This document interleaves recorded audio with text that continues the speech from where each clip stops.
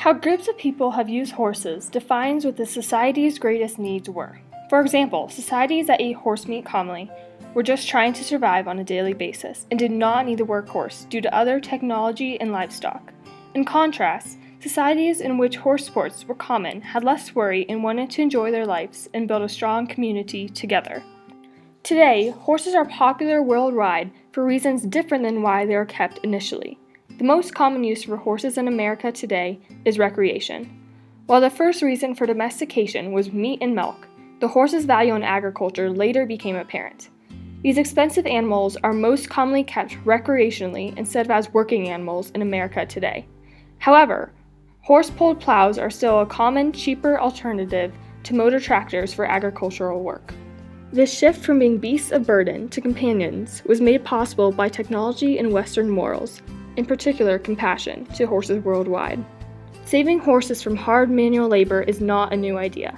As domestic horses became more common for fast travel in Eurasia around 3000 BCE, it soon became apparent that they were not apt for farm work due to fragile hooves and high expenses.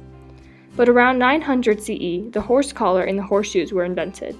The Europeans and Southeast Asians gained recognition for their advances with the new livestock almost 5,000 years after horses were first domesticated for meat and milk production. Although horses were now officially beasts of burden, instead of speedy companions reserved for war and competitions, they were still pampered livestock.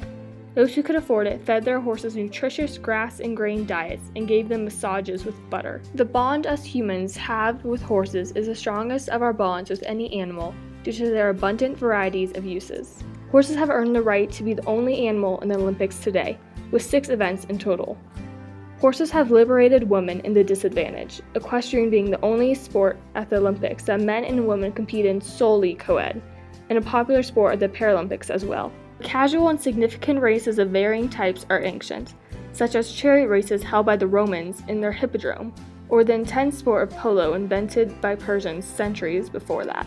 Our use of horses has evolved from meat and milk to sport, travel, and war, later to agriculture, and now for recreation primarily. Our relationships with these animals have changed too. Most livestock was thrown into pastures only thought about when it was time for a meal or to gather some milk. Horses claimed the hearts of their owners with their kind personalities and versatility.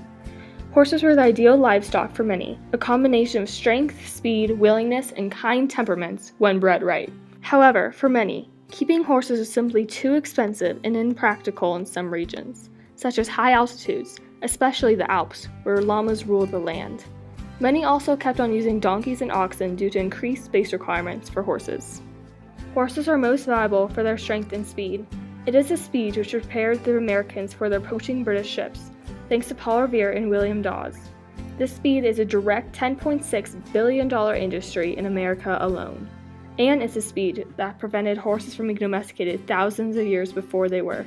But once they were, European and Asian cultures used the speed to spread and interact with one another, and eventually throughout the world.